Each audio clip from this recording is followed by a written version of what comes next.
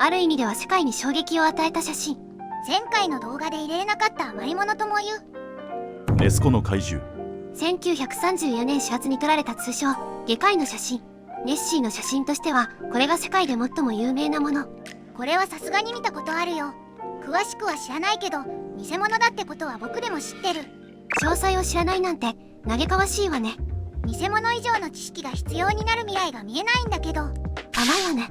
その知識の有無があなたの人生を左右することもあるのよ。僕はこの先どんな人生を送る予定なの？この写真で有名になる前からネッシーの存在は記録に残っているの。そうなんだ。史上最古の記録は690年セイコルンバの伝記でネス川の怪物の記載がある。ネス川？ネスコじゃなくて？ネス川がネスコに繋がっていないとか伝記の信憑性がどうとかは置いておきなさい。はい。実際に目撃例が爆発的に増えたのは写真が撮られた1933年。湖畔でホテルを経営するオーナーの目撃談が新聞報道されたりもしたわ。1200年以上、逆に今まで何してたんだろう。というか、なんで1933年に集中してるの？この年はネス湖周辺の道路整備があったぐらいかしら。目撃の4日前にネッシーっぽい怪物が登場する映画「キングコング」が公開されたことはきっと関係ないものね。そうですね。写真が世界中で拡散されるとその後何十年も新たな目撃写真が登場するわ。1951年林業者のラフラン・スチュアートがあの有名な3つコブの姿を激写したわ。そういえばネッシーにはコブがどうとか聞いたような。残念ながらただのカゴだったことを本人が自白しているけど、同じ現場で撮られた写真を見ればわかるけど明らかに浅いのよね。気を取り直して1960年消防士のピーター・オコンナーが激写した写真もあるわ。今度は随分と近いな。今度は安心していいわ。彼は偽物だと自白していないんですもの。ただし50年後の2010年にとあるカヤックを見せてくれたわ。まだまだ大量に写真があるんだけどキリがないから次で最後にするわ。2011年遊覧船の船長を務めるジョージ・エドワーズが激写した写真。2000年代でもまだやってるのか。この写真はアメリカ軍の分析によって偽物ではないと判断されたわ。マジで？まあ本人が模型だったと自白しているんですけどね。アメリカ軍の話はどこ行ったんだよ。彼の友人が所属するアメリカ軍に送られ分析されたところがミソね。そんなのばっかじゃない。大丈夫？クッシーくんの話に変えようか？結構です。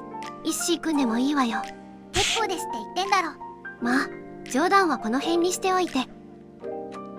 まず残念ながら外科医の写真も偽物だと自白があったの。いや、それは知ってるよ。じゃあ詳しい経緯を説明できる？説明いるんすか？実は1970年代にも真実の告発があったんだけど全く話題にならなかったのよね。世間に衝撃を与えたのは1993年死期が迫ったクリスチャン・スパーリングの自白になるわ。この人が犯人だったのか。ちょっとややこしいんだけど模型を作ったのは確かに彼。でも主犯は違うのよ。本当の首謀者はマーマデューク・ウェザレルという人物。1930年代に新聞社の依頼でネスコ調査をしていた元資料家よ。あれ？外科医じゃなくて資料家？彼1933年にネッシーの足跡を発見したって報告して世間の注目を一気に集めたの。なんか足跡の話が出てきた件について。でもすぐに自然史博物館に調べられてカバの足跡の偽物ですねってマジです。カバの足跡？なんでそんなものがネスコに？それがね、剥製の足を押し付けて作ったフェイク足跡だったの。つまり最初からやらせ。彼は一瞬で信用を失って新聞社からも追い出されたわ。そりゃそうだ。彼はこの屈辱を一生忘れなかった。はい？そこで仕返しとして考えたのが外科医の写真だったのよ。復讐だったの？端的に言うと今度は完璧なフェイクを見せてやるってことね。あとはそれを逆恨みと呼ぶ。ちなみに模型作りを任されたのが義理の息子。死期を悟って自白したクリスチャン・スパーリングになるの。スパーリング、義理の息子とかいちいち関係がややこしいな。ちなみに実の息子イアン・ウェザレルは写真を撮った人物よ。なんというお騒がせ家族。まとめると発案者が父親のマーマニューク・ウェザレル、模型作りが義理の息子のクリスチャン・スパーリング、撮影したのが実の息子のイアン・ウェザレル。これで合ってる？正解よ。これで明日のテストもバッチリね。言い忘れてたけど、ネッシーとされた模型は全長30センチほどの潜水艦型おもちゃに粘土で作った首をくっつけたものだったわ。これもテストによく出るから注意ね。ムー大学もムー大陸も存在しないから。せっかくだから聞いておくけど、外科医は誰だったの？この中にはいないわよ。当然だけど、出版社からマークされてるこの家族の情報に信憑性は皆無よ。だろうね。彼らは知り合いの医師ロバート・ウィルソンの名前で投稿したの。高名な外科医が偶然撮影したネッシーっていう触れ込みで信頼性も急上昇でトレンド入りよ。それでこの写真が外科医の写真として有名になったのか。まんまと世界中が騙されたわけね。結局伝説の正体は粘土とおもちゃだったってわけか。でもその伝説がどれだけ多くの人の想像力をかきたてたか、それもまた事実なのよね。観光スポットとしてすごく有名になったし、経済効果も割とバカにできないかも。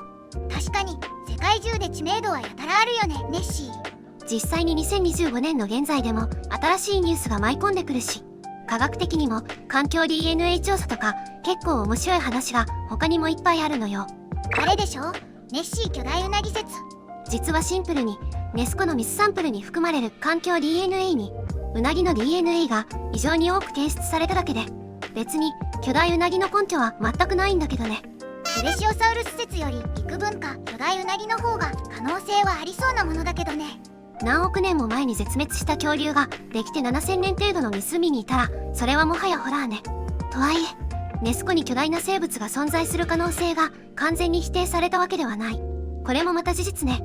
環境条件や食料事情を考えれば非現実的だけど、まあ夢はあるかもね。というわけで明日からスコットランドに行くわよ。わ、今ネッシーの存在を証明したら450万円以上もらえるのよ。マジか？まだ本気で探してる人がいるってこと？懸賞金の出所も有名実業家だし、テレビでも放送したから安心安全。それ絶対に町おこし的な意味合いでやってるだけじゃ。そんな腐った目をしたあなたにネスコセンターの責任者ジュリアナ・デラニー氏の言葉を送るわ。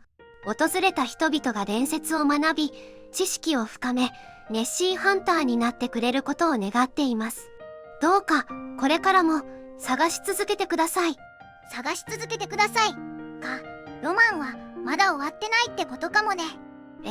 真実がどうであれネッシーは人々の想像力とともにこれからも湖の底で静かにその姿を隠し続けているかもしれないわね。